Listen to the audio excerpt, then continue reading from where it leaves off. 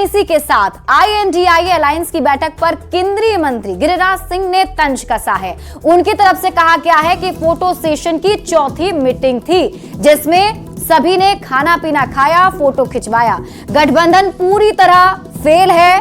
उन्होंने यह भी कहा कि लालू प्रसाद और नीतीश कुमार प्रेस कॉन्फ्रेंस में मौजूद नहीं रहे।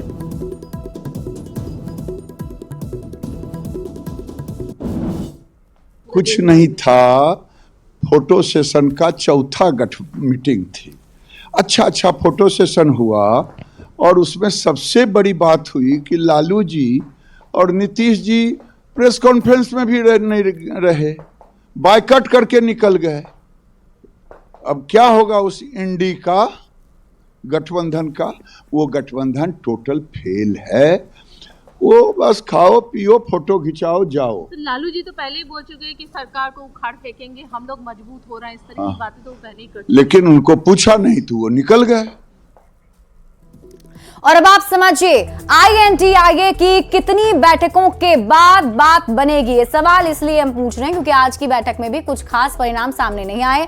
आपको बता दें, दिल्ली में INDIA अलायंस की आज एक बैठक हुई और इस बैठक में 28 दल के नेता पहुंचे थे। बैठक में फिलहाल कोई ठोस निर्णय नहीं हुआ, यानी चौथी बैठक में भी कुछ खास हासिल नहीं हुआ है। लेकिन मुख्यतः 4 मुद्दों पर चर्चा इस बैठक में जरूर हुई, जिसमें 2024 के लिए सीट शेयरिंग फॉर्मूला फाइनल करने पर चर्चा हुई। बीजेपी के खिलाफ 400 सीटों पर कॉमन कैंडिडेट उतारने के टारगेट पर भी बात हुई है।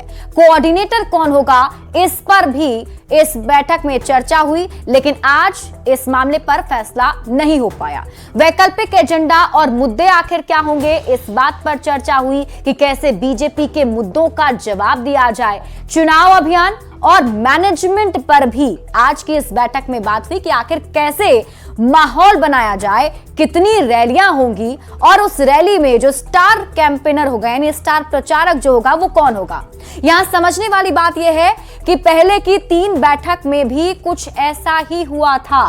विपक्ष की पहली बैठक 23 जून को बिहार की राजधानी पटना में हुई थी। विपक्षी दलों की दूसरी बैठक 17 और 18 जुलाई को कर्नाटक के बेंगलुरु में हुई थी।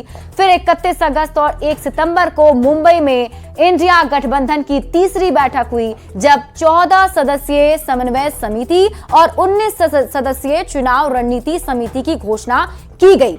लेकिन उसका आउटपुट अब तक सामने नहीं आया है। लेकिन हमेशा की तरह फाइनल कुछ भी नहीं हुआ। यहां तक कि मल्लिकार्जुन खड़गे का नाम आया, लेकिन वो भी फाइनल नहीं हो पाया है।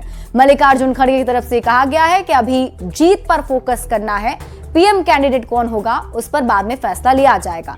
बढ़ते हैं आगे और अब बात करते हैं अगली खबर की। जेडीयू ने पटना में पोस्टर लगाकर नीतीश कुमार के चेहरे को आगे करने की डिमांड की। जेडीयू नेताओं ने साफ साफ कहा कि मोदी को कोई टक्कर अगर दे सकता है तो वो सिर्फ नीतीश कुमार ही हैं।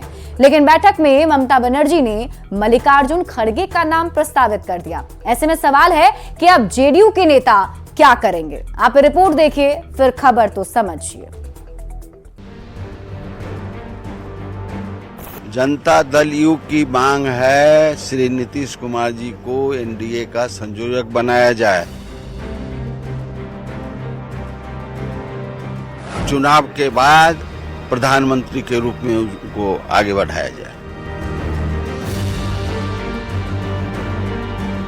नीतीश कुमार के नेतृत्व में निश्चित रूप से देश आगे बढ़ेगा।